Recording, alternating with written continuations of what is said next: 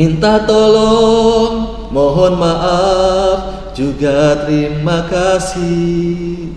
Minta tolong, mohon maaf, juga terima kasih.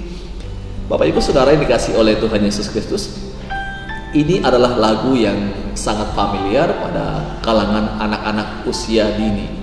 Lagu ini memiliki satu pesan yang sangat baik menurut saya, Bapak Ibu. Pertama kali saya mendengar lagu ini, saya sangat senang karena memang jarang sekali kita mendapati lagu-lagu anak-anak saat ini yang memiliki pesan-pesan moral. Nah, Bapak Ibu Saudara yang dikasihi oleh Tuhan Yesus Kristus, lagu ini mengajarkan anak-anak dari sejak dini untuk membiasakan diri mereka ketika mereka membutuhkan pertolongan, mereka belajar untuk mengatakan minta tolong. Dan ketika mereka melakukan kesalahan, diajar untuk mohon maaf. Dan ketika mereka sudah ditolong oleh orang lain, lagu ini juga mengajarkan mereka untuk berterima kasih kepada orang-orang yang memberikan pertolongan kepada mereka. Nah, Bapak Ibu, pada malam hari ini saya tertarik sekali untuk mengajak kita untuk melihat alasan dibalik mengapa kita mengucapkan kata minta tolong, mengapa kita mengucapkan kata maaf, memohon maaf, dan mengapa kita berterima kasih kalau orang sudah menolong kita.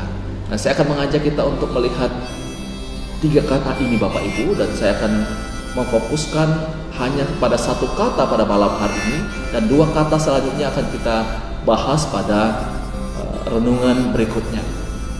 Kata minta tolong. Mengapa kita memberikan pertolongan kepada orang lain dan mengapa kita harus ditolong? Nah, Bapak Ibu, saya akan mengajak kita untuk pertama melihat alasan mengapa kita memberikan pertolongan kepada orang lain.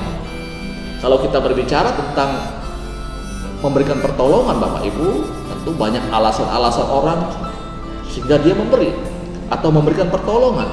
Ada orang yang mungkin menolong orang lain hanya karena ikut-ikutan. Dia tidak tahu kenapa dia harus menolong. Ya, intinya dia ikut menolong saja.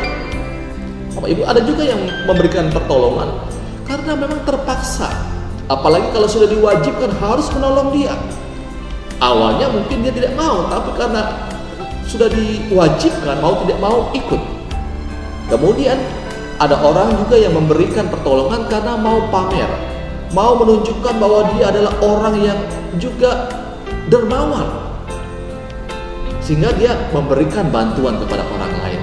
Selanjutnya ada juga orang yang memberikan pertolongan dengan harapan kelak ia juga akan mendapatkan pertolongan dari orang yang dia tolong, Bapak Ibu. Jadi Bapak Ibu Saudara yang dikasihi oleh Tuhan Yesus Kristus, tentu mungkin ada alasan-alasan lain lagi orang ketika memberikan bantuan atau pertolongan kepada orang lain. Nah, saya mengajak kita, Bapak Ibu, melihat dari sudut pandang kekristenan. Apakah alasan sesungguhnya di dalam kekristenan sehingga kita memberikan pertolongan kepada orang-orang yang membutuhkan? Nah, alasan yang benar mengapa saya dan saudara menolong orang lain, yang pertama, Bapak Ibu, karena kita ini sudah ditolong oleh Tuhan. Kita ini sudah mendapatkan kasih karunia daripada Tuhan. Tuhan sudah menyelamatkan kita, melepaskan kita dari dosa, sehingga kita ini sudah menjadi orang yang bebas. Bebas dari keterikatan dosa, Bapak Ibu. Karena saya dan saudara sudah dibebaskan oleh Tuhan, maka seharusnya kita yang sudah ditolong oleh Tuhan, Tuhan juga mau kita menolong orang lain. Sebagai ungkapan syukur kita karena kasih karunia Tuhan yang sudah menolong kita, maka seharusnya kita memberikan pertolongan kepada orang lain. Nah, Bapak Ibu, alasan yang selanjutnya, yang kedua, mengapa kita harus memberikan pertolongan kepada orang lain? Di dalam Galatia pasal 6 ayat yang kedua berkata begini, bertolong-tolonglah kamu menanggung bebanmu. Mengapa kita memberikan pertolongan kepada orang lain? Adalah untuk meringankan beban orang tersebut yang sedang mengalami kesulitan, untuk meringankan bebannya.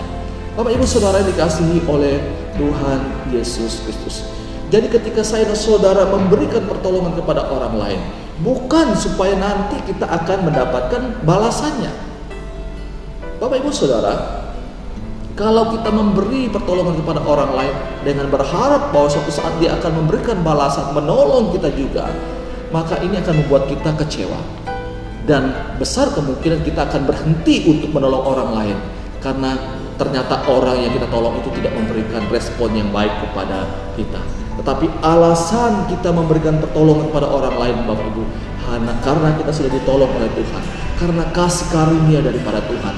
Jadi orang menolong kita atau tidak memberikan respon atau memberikan balasan kepada kita karena kita sudah menolong orang lain tidak menjadi soal bagi kita. Karena kita menolong orang lain bukan supaya orang menolong kita selanjutnya, tetapi kita menolong orang lain karena Tuhan sudah menolong saya dan saudara. Tuhan sudah menyelamatkan kita. Jangan memakai sistem dagang dalam menolong orang lain. Selanjutnya Bapak Ibu, kita akan melihat dari sisi orang yang menerima pertolongan atau orang yang meminta pertolongan. Pertanyaannya, mengapa kita harus minta tolong Bapak Ibu? Mengapa saya dan saudara harus minta tolong? Bapak Ibu, kata minta tolong ini menyadarkan kita, mengingatkan kita bahwa kita ini adalah orang yang terbatas, orang yang tidak mampu untuk mengerjakan semua hal. Kita membutuhkan orang lain. Sehebat apapun kita, sepintar apapun kita pasti membutuhkan pertolongan dari orang lain. Bahkan mungkin Bapak Ibu, dari orang-orang yang rendah tingkat pendidikannya dari kita, lebih rendah tingkat ekonomi dari kita tetap membutuhkan mereka. Kalau saya mau katakan Bapak Ibu, setiap profesi saling membutuhkan satu dengan yang lainnya. Profesi apa Bapak Ibu yang tidak membutuhkan orang lain? Saya tidak menemukan. Semua profesi pasti saling terkait satu dengan yang lainnya, pasti saling membutuhkan satu dengan yang lainnya. Tidak ada istilahnya orang yang berhasil dengan kekuatannya sendiri. Tidak ada istilahnya orang berhasil karena kemampuannya sendiri. Pasti ada banyak andil daripada orang-orang yang di sekitarnya. Nah Bapak Ibu Saudara yang dikasihi oleh Tuhan Yesus Kristus, jadi ketika kita mengatakan minta tolong, ini menyadarkan saya dan saudara bahwa kita tidak bisa sendiri. Kita membutuhkan orang-orang lain yang ada di sekitar kita untuk menolong kita. Bapak Ibu Saudara yang dikasihi oleh Tuhan Yesus Kristus, ini artinya Bapak Ibu bahwa kita tidak boleh merendahkan profesi apapun. Kita tidak boleh merendahkan orang lain karena kita juga membutuhkan mereka. Bapak Ibu Saudara yang dikasihi oleh Tuhan Yesus Kristus, marilah saya mengajak kita untuk saling tolong menolong, karena inilah yang Allah inginkan bagi saya dan saudara, saling menolong satu dengan yang lainnya. Bagi yang memberikan pertolongan, jangan menjadi sombong, tetapi bagi yang menerima pertolongan, jangan merasa minder dan kecil hati, karena Tuhan menginginkan kita untuk saling melengkapi satu dengan yang lainnya. Selamat malam, Tuhan Yesus memberkati kita semua. Amin.